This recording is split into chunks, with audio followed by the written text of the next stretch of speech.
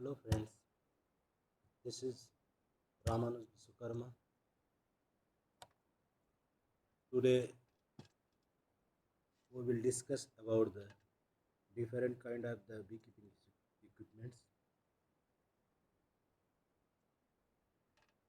आज हम मधुमक्खी पालन के प्रयोग में आने वाले महत्वपूर्ण उपकरण के बारे में बात करेंगे।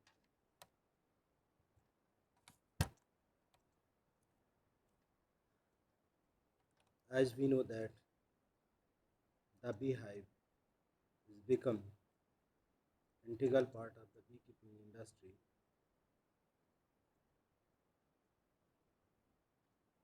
and without this hive we cannot proceed in beekeeping industry. So far till date in our country there are two domesticated species are being commercially reared. Those are Indian honeybees and Italian honeybees. So, however, Indian honeybee reared in Newton hives, whereas Italian honeybee reared in Langstroth hive. So, this why this is called Langstroth hive, because invention of discovery of this hive was made by the S.L.L. Langstroth, a scientist from USA during the year 1851. Since that period, this hive is known as Langstroth hive, and this hive is movable. We can place this hive from one place to another place. We can shift, and this whatever the size of different parts of this hive, every part, every sizes, it is universal size. मित्रों, आज हम मधुमक्खी पालन में प्रयोग आने वाले उपकरणों के बारे में बात करेंगे, जिसमें मधुमक्खी बक्सा सबसे अहम हो जाता है। बिना मधुमक्खी के बक्से के मधुमक्खी पालन की शुरुआत या मधुमक्खियों को इकट्ठा करने के बावजूद भी मधुमक्खी पालन की शुरुआत नहीं की जा सकती। ऐसे में हमारे देश में दो प्रकार की पालतू मधुमक्खियाँ पाली जाती हैं। उनमें से एक इंडियन हनी भी है, भारतीय मधुमक्खी, दूसरी इटालियन मधुमक्खी है। भारतीय मधुमक्खी को हम न्यूटन बी हाइव्स में पाल सकते हैं, वहीं इटालियन मधुमक्खी को पालने के लिए लैंगस्ट्रोथ हाइव होता है। लैंगस्ट्रोथ हाइव की खोज L.L. लैंगस्ट्रोथ नामक वैज्ञानिक जो USA के रहने वाले थे, सन 1851 में खोज की थी, और तब से लेकर के आज तक इटालियन मधुमक्खी को पूरी दुनिया में इस लैंगस्ट्रोथ हाइव में पाला जाता है। जहाँ तक हम साइज़ की बात करें, साइज़ आगे हम डिस्कस करेंगे, हर एक पार्ट का कितना किसका साइज़ होना चाहिए, कैसा होना चाहिए। लेकिन आपको एक बात बता दूं कि इस बॉक्स का, लैंगस्ट्रोथ हाइव का, उसके एक एक पार्ट का जो साइज जो हमारे पर्टिकुलर प्लेस हमारे सबौर में है, वही पूरे बिहार में होगा, वही पूरे देश में होगा, और यही साइज यूनिवर्सली पूरे विश्व में, पूरी दुनिया में अडॉप्ट किया जाता है, जो लैंगस्ट्रोथ जी के द्वारा साइज बनाया गया था। और इस तरह से इस बॉक्स को हम एक स्थान से, मधुमक्खी सहित एक स्थान से दूसरे स्थान पर भी ले जा सकते हैं, इसलिए इसको मूवेबल हाइव भी कहते हैं। Now here you can see different parts of a hive. From the top you can see this one is a complete beehives, this complete hives, and there is a number of the parts. Right from the top you can see here, this one is the, from here you can see this one is known as the top cover or top board separately here, and just This one is situated upon this chamber. This chamber from here to this chamber is known as super chamber. Here you can see just it is a box like structure. We can place a number of frames inside them, and then this super chamber is also known as honey chamber. This super chamber, honey chamber, just placed upon the queen excluder. Queen excluder just it is a just simply structure. By using this we can avoid the we can restrict the migration of the queen bee. In coming slide we are discussing. Then this queen excluder or queen divider will place on the brood chamber. This chamber is known as brood chamber. Here you can see the brood chamber. This brood chamber is having the capacity for placing a 10 number of frames, and then this brood chamber is placed upon the just simply base like structure that is called bottom board, and in whole this hives, this whole complete box, there would be only one space to get the entry inside the hives or to come out from the hives. Means there is only one entrance that can be called as a door of this hives. साथियों, इससे अगर ये संरचना आप देखेंगे, एक मधुमक्खी के इटालियन मधुमक्खी को पाले जाने के लिए एक कंप्लीट सेट है ये बॉक्स। इसके विभिन्न पार्ट हैं। अगर हम ऊपर से बात करें तो ऊपर से सबसे ऊपर में इसके टॉप कवर होता है। इस टॉप कवर को जस्ट एक सुपर चैम्बर है, ये आप यहाँ देख सकते हैं। इस सुपर चैम्बर के ऊपर में प्लेस किया जाता है और फिर इस तरह से इन दोनों के बीच में भी एक पतली जाली नुमा हम संरचना रखते हैं, जिससे प्रॉपर एरेशन होता है। और उस इनर कवर का यूज़ हम माइग्रेशन के समय में करते हैं। और इस तरह से top cover, inner cover, then ये हमारा सुपर चैम्बर या इसको हनी चैम्बर भी कहते हैं। ये तीनों चीज़ें सिचुएटेड होंगी किसके just in the middle of, ये बीच में ब्रूड चैम्बर और सुपर चैम्बर के बीच में एक जाली नुमा संरचना होती है। ये यहाँ पे देख सकते हैं, ये जाली नुमा संरचना जिसको हम रानी अवरोधक जाली या क्वीन एक्सक्लूडर या क्वीन डिवाइडर कहते हैं। और इस तरह से ये पूरी होल संरचना जो है, ये जो ब्रूड चैम्बर है यहाँ पे इस ब्रूड चैम्बर के ऊपर में फिक्स होती है। और ये पूरी की पूरी संरचना अब इस तरह से यहाँ पे नीचे में एकदम ये बेस बॉटम बोर्ड होता है, जिस पे ये पूरी संरचना फिक्स होती है।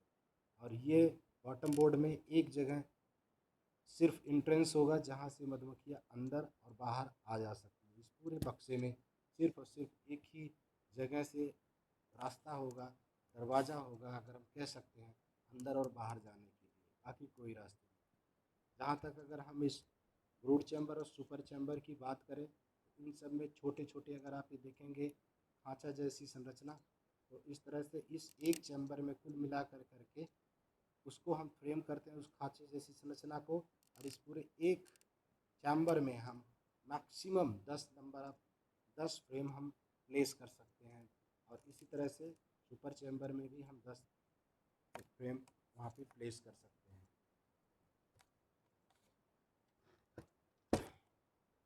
अब हम इसके एक एक भाग का थोड़ा सा इम्पोर्टेंस और उसकी उपयोगिता के बारे में बात करेंगे।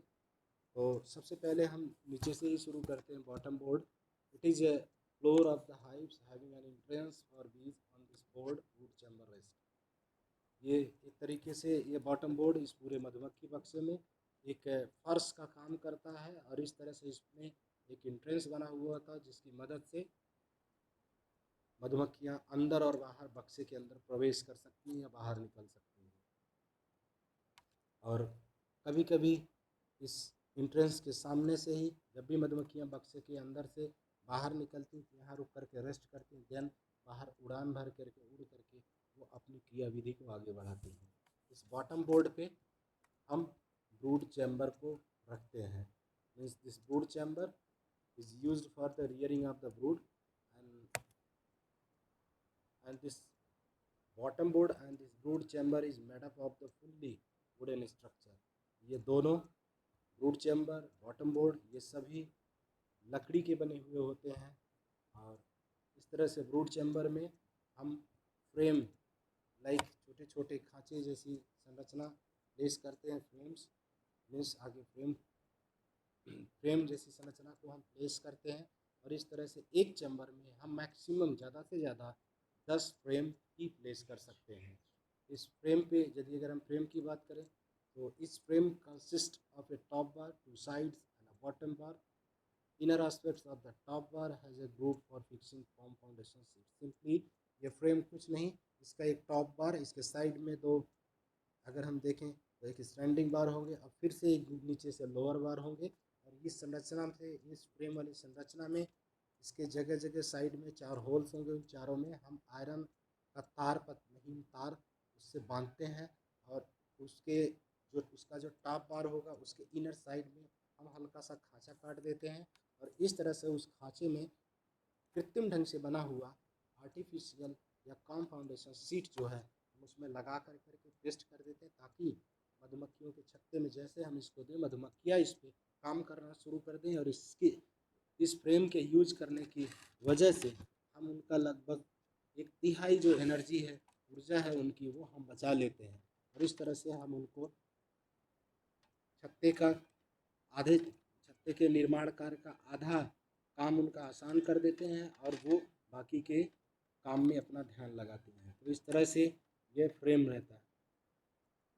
और ये फ्रेम जो है एक तरीके से अगर हम कहें तो ज़्यादातर ये लकड़ी का, मोम का और फिर लोहे के तार का, तीनों चीज़ों का मिला करके बना हुआ होता है। नेक्स्ट इसका अगला पार्ट है, अगला चैम्बर है super chamber. This chamber this is the chamber where bees stored surplus honey. Simply ये जो चैम्बर है ये ब्रूड चैम्बर की तरह ही बना होगा। जस्ट इसकी हाइट जो है, इसकी लंबाई चौड़ाई सब ब्रूड चैम्बर के बराबर होगी, बट इसकी हाइट थोड़ा सा उससे कम होगी, क्योंकि जो ब्रूड चैम्बर को हम नीचे बॉटम बोर्ड पे रखते हैं वहाँ नीचे में मधुमक्खियों को ज़्यादातर मूवमेंट के लिए जगह चाहिए, जबकि सुपर चैम्बर में कोई इस तरह की सुविधा मुहैया कराने की ज़रूरत नहीं होती है। जहाँ ब्रूड चैम्बर में हम ज़्यादातर ब्रूड रियरिंग का प्राथमिकता पे ब्रूड रियरिंग का और कुछ हद तक शहद और पराग यानी हनी और पॉलन कलेक्शन का काम किया जाता है। वहीं सुपर चैम्बर में सरप्लस जो हनी है उसको स्टोर करने का काम किया जाता है और समय समय पर वहाँ से शहद का निष्कासन किया जाता है, हनी एक्सट्रैक्शन का। इस तरह से सुपर चैम्बर के जस्ट ऊपर में, ये सुपर चैम्बर पूरी तरह से लकड़ी का बना होता है। सुपर चैम्बर के जस्ट ऊपर में इनर कवर होता है और inner cover just simply it is a board which act as a partition between brood chamber and the roof is top cover.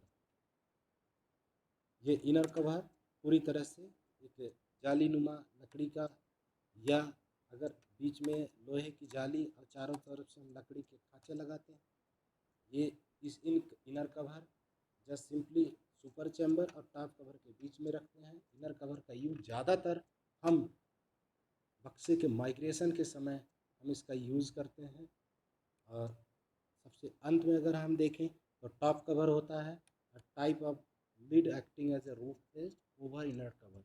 Simply ये टॉप कवर जो है बक्से के मधुमक्खी बक्सा का सबसे ऊपरी भाग है, जो एक तरीके से छत का काम करता है। ये टॉप कवर जो है लकड़ी का और लोहे की चादर का बना होता है। लकड़ी का पूरी तरह से हाफ एक तरीके से बॉक्स कहें अगर हम सेट होता है, और उसके ऊपर में हम लोहे का चादर चारों तरफ से फैला के लगा देते हैं ताकि धूप से और बरसात से बचाया जा सके। इस तरीके से छत का काम करता है और इस तरह से एक कंप्लीट बॉक्स होता है। लेकिन इसमें सुपर चैम्बर और ब्रूड चैम्बर के बीच में एक क्वीन एक्सक्लूडर, एक रानी अवरोधक जाली होती है। वो रानी अवरोधक जाली लोहे की भी बनी हो सकती है, पूरी तरह से प्लास्टिक की भी बनी हो सकती है। उस जाली को लगाने का मकसद एक ही होता है, जिससे हम रानी मधुमक्खी क्वीन हनी बी पर कंट्रोल पाते हैं। क्वीन हनी बी को हम नीचे वाले ब्रूड चैम्बर से ऊपर सुपर चैम्बर में जाने से रोक पाएँ या उस पर नियंत्रण पा सके। बस उसका यही उद्देश्य होता है और उस जाली का हम यूज़ करते हैं। तो इस तरह से एक कंप्लीट बॉक्स होता है। आगे बढ़ने के क्रम में जहाँ हमारा बड़ा बॉक्स के बारे में हमने बॉक्स किया, जब हमें कमर्शियल स्तर पर, व्यापारिक स्तर पर बी कीपिंग करना होगा तो वहाँ पे हम लॉन्ग स्टोरेज बी हाइव का यूज़ करते हैं। लेकिन कभी कभी हमें ज़रूरत पड़ती है कुछ छोटे प्रकार के मधुमक्खी बक्से की, तो कुछ इस तरह से हैं जैसे न्यूक्लियस हाइव। तो just it is a small bee hive and for keeping up the 4 to 5 frames, and such type of the hives are generally used for matting of queens and division of the colony. In such type of the boxes are generally used to mat the queen at the earliest and for multiplication of the colony, means artificial division or multiplication of the colony. तो हम बात कर रहे हैं nucleus hive, यानी nucleus means नाम से प्रतीत हो रहा है कि छोटा बॉक्स, छोटा मधुमक्खी का बक्सा इसका, और इसकी संख्या मतलब 4 से 5 फ्रेम रखने की संख्या हो सकती है।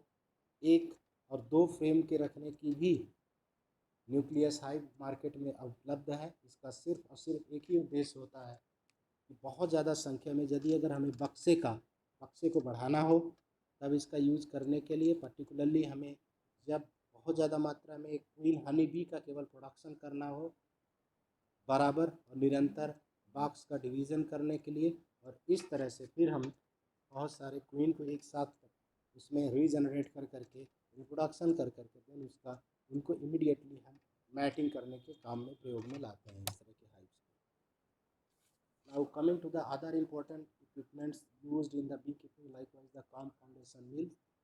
So this, you can see this structure, and simply this compoundation mill is used to print natural cell size of desired compoundation sheet for Apis mellifera and Apis cerana. So by using this device we can uh, we can uh, we can build up artificial comb foundation sheets for both kind of the species, that may be the Apis mellifera and Apis cerana. So this machines is actually available in our country across the world, maybe maybe manually operated and maybe electric operated at present in the market, and it's depend upon how much capacity or your interest is required. So easily you can purchase for this purpose. इस तरह से अगर आप यहाँ देखेंगे तो ये structure जो दिख रहा है आपको, संरचना, ये कंपाउंडेशन मीन्स ये पूरी तरह से मैनुअल ऑपरेटेड मशीन इसको हम बोलते हैं।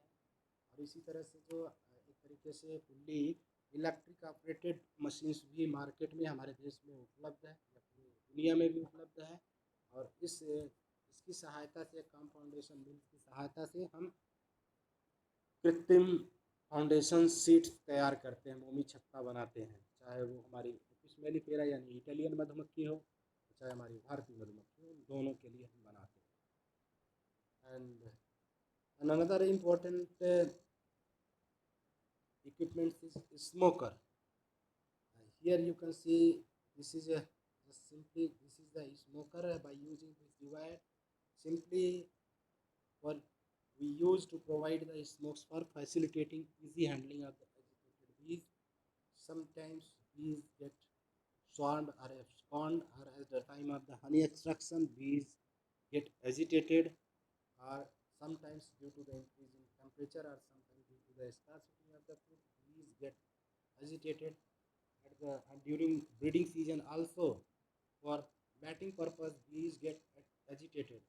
So on the occasion of all these events, by using this smokers we can make calm to bees.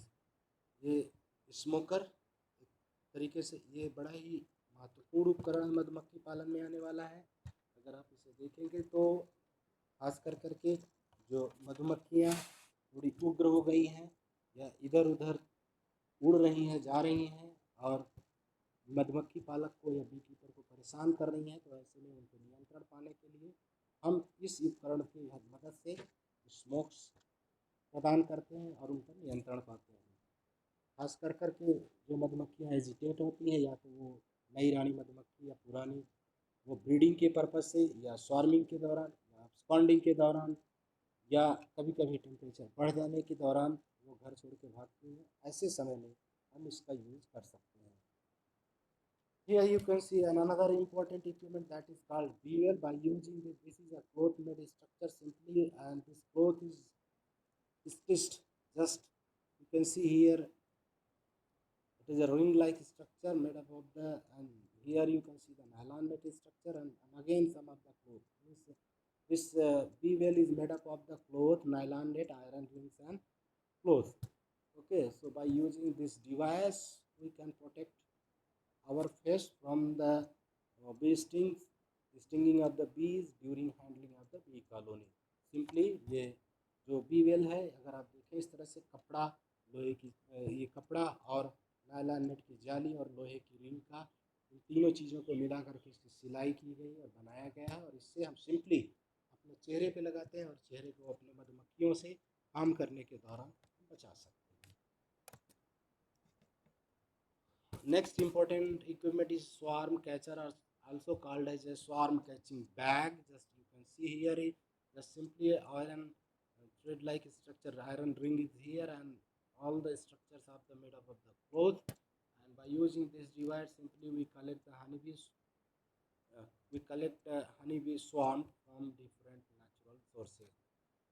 इस तरह से आप देख सकते हैं एक स्वार्म कैचिंग बैग, ये कपड़े का बना हुआ है, कहीं कहीं लकड़ी का भी बना हुआ बॉक्स अवेलेबल होता है। और इस तरह से इस स्वार्म कैचिंग बैग की मदद से हम जो नेचुरली मधुमक्खियाँ स्वार्म कर जाती हैं या एब्सकॉन्ड कर जाती हैं, हम उनको कलेक्ट कर करके पुनः बक्से में ला कर करके रियरिंग स्टार्ट कर सकते हैं। इस उपकरण को हमें उनके कलेक्शन के दौरान मदद मिलती है। Here you can see the hand gloves. It is simply you can see hand glove means this hand glove is provide protection to hands from the bee stings during handling. This hand gloves is made up of the maybe the leather or maybe the cloth. इस तरह से आप देख सकते हैं हाथ का दस्ताना बड़ा ही महत्वपूर्ण अंग है एक मधुमक्खी पालक के लिए, खास कर करके जब हम हनी एक्सट्रैक्शन या बाहर से मधुमक्खियों को स्वार्म हुई या उड़ गई या किसी भी प्रकार की मधुमक्खियों को जब एजिटेटेड हैं, बहुत ज़्यादा गुस्से में हैं और ऐसी मधुमक्खियों के काम करने जाते हैं तो वो हमें स्टिंगिंग करती है, तो हमारे हाथों को बचाने के लिए दस्ताने का यूज कर सकते हैं। ये दस्ताना या तो बहुत ही मोटे एक तरीके से अगर हम देखें या तो कपड़े का बना होगा या तो प्लास्टिक मेड भी आता है बाज़ार में, लेकिन ये कम से कम लेदर का भी बना हुआ हो सकता है। इतना मोटा रहे कम से कम जिसमें स्ट्रिंग से हमें सुरक्षा मिल सके। Now you can see here the uncapping knife, also called as the decapping knife. By using this device, simply we remove sealed layer of the comb during extraction of the honey. Simply एक चाकू है जिसमें दोनों तरफ धार होते हैं, और इस तरह से इस चाकू को हम, बहुत ही पतला चाकू है ये होता है, और इस चाकू की मदद से जो मधुमक्खियों के द्वारा इकट्ठा किए गए शहद शेल्स में रखे गए हैं, उनको पैक कर दिया जाता है पूरी तरह से, और उनको एक्सट्रैक्शन या उनका निष्कासन करने के पहले हम उसको ओपन करते हैं, खोलते हैं, तो इस चाकू की मदद से बड़ी आसानी के साथ हम खोल सकते हैं। Important equipment also bee stand. This bee stand is actually maybe the made up of the bamboo, or maybe made up of the wooden structure, or maybe made up of the by iron to give the support to bee hive. Simply एक ही purpose होता है। आप देखें B stand मतलब पूरे box को इस पर रखने के लिए। ये स्टैंड जो है लकड़ी का भी बना हो सकता है, लोहे का भी बना हो सकता है, प्लास्टिक का भी बना हो सकता है, बम्बू का भी बना हो सकता है, और इस तरह से सिंपली इसका एक ही मूल उद्देश्य है, इसका एक ही सोल फंक्शन है, इस पर हम बक्से को रखते हैं। और इस तरह से इस स्टैंड में इसका जो एक एक लेग है, यहाँ लेग पे अगर मिट्टी की बनी प्यालियाँ, अगर हम पॉट मेड बाउल्स अगर यहाँ रखें और उसमें पानी रखें, तो आसानी के साथ हम मधुमक्खियों को फ्रेश वाटर भी मुहैया करा सकते हैं, और चींटियों के आक्रमण से मधुमक्खियों को, शहद को और इत्यादि और भी बहुत सारी वस्तुओं को जो बक्से के अंदर में सबको हम सुरक्षा प्रदान कर सकते हैं। Honey extractor, it is here you can see it is a drum like structure. Simply by using this device, simply we can extract honey from the frames. ये एक तरीके से ड्रम लाइक संरचना है, आप इसे देख सकते हैं। और इसमें यहाँ पे एक हैंडल बना हुआ है, इस हैंडल को हम घुमाते हैं यहाँ पे, और इस पूरे ड्रम में अगर हम देखें ये हनी स्ट्रक्चर है। इस Honey structure is actually available in the market, maybe the manually operated, maybe the electrically operated. The capacity of the how many frames we can place inside, um, how many frames we can place inside this uh, extractor. So the capacity of the generalized structure may be the 1 frame, 2 frame, 4 frame, 8 frame, 16 frame, and maybe more than 16 frame. It depends upon your needs and capacity, and you can construct this honey structure at your local markets as at prevailing prices. And ये जो Honey structure है इसको मधु निष्कासन यंत्र भी बोलते हैं। ये एक तरीके से इसकी capacity 1 frame, 2 frame, 4 frame, 8 frame, 16 frame या इससे ज़्यादा का भी हो सकता है। और इस तरह से ये हनी स्ट्रक्चर मैनुअल ऑपरेटेड से लेकर के इलेक्ट्रिक ऑपरेटेड तक हमारी कंट्री में अक्रॉस द वर्ल्ड पूरी दुनिया में भी अवेलेबल है, खरीदा जा सकता है। इस डिवाइस की मदद से हम सिंपली यहाँ पे जिस फ्रेम में जिस छत्ते में शहद हो उस फ्रेम को यहाँ डाल कर के इसको हम घुमाते हैं 1 से 1.5 मिनट के लिए, आवश्यकता अनुसार 2 मिनट तक के लिए। एक साइड में हम 120 RPM तक हम इसको रोटेट करते हैं, 1 साइड शहद निकल जाएगा, देन उसको रिवर्ट अगेन रख कर करके फिर दोबारा हम निकालते हैं दूसरे साइड का शहद। तो इस तरह से ये इक्विपमेंट्स का यूज़ करते हुए हम हनी को एक्सट्रैक्ट कर सकते हैं। Queen cage, it is used to introduce a queen to new colony and to transport the queen. Simply you can see here this structure is called as a queen cage. This queen cage is made up of the maybe the fully plastic made, maybe the iron thread made, maybe the wooden structure made. Just simply this queen cage provide protection to the maybe the new queen or old queen. By using this device we can transport, we can provide protection to the queen honey for different purposes. ये queen cage रानी पिंजड़ा, अगर आप इसे देखें तो ये plastic made है, plastic का बना होता है, लोहे के तार की जाली का बना हो सकता है, एल्युमिनियम के तार की जाली का बना हो सकता है, और लकड़ी का भी बना हो सकता है। और इस तरह से इस पिंजड़े यानी इस क्वीन केज की मदद से सिंपली हम इस पर क्वीन को सुरक्षा प्रदान कर सकते, चाहे वो नई रानी हो, चाहे वो न्यू क्वीन हो, चाहे ओल्ड क्वीन हो, जो भी हमारे विभिन्न उद्देश्य हो, हम एक स्थान से दूसरे स्थान या एक ही बक्से में रख कर करके रानी मधुमक्खी को सुरक्षा प्रदान करवा सकते हैं। Now coming to the another important equipment, that is the feeders. So different types of the feeders are used for feeding sugar syrup in the bee colony during off season. So this can be a slow feeder, means friction top tail feeders, in which holes are made in the lid and the feeder is placed inverted inside the hive. And the fast feeder division board feeder, which is of size of a regular frame and throw contains a wooden float inside the cavity. आप इस तरह से एक feeder देख सकते हैं। Feeder जो है प्लास्टिक मेड या एल्युमिनियम मेड हो सकता है। ऊपर की तरफ यहाँ पे एंट्रेंस या लोहे की एक तरीके से जालीनुमा संरचना है। यहाँ से हम जो कृत्रिम भोजन हमारा है शुगर सोल्यूशन, हम उसको यहाँ पे प्लेस कर सकते हैं और इसको फिर हम बक्से में लगा कर करके मधुमक्खियों को ऑफ सीजन में जब भोजन का अभाव होता है, शहद की कमी होती है, तो ऐसे में हम कृत्रिम भोजन इस उपकरण के माध्यम से उपलब्ध कराते हैं।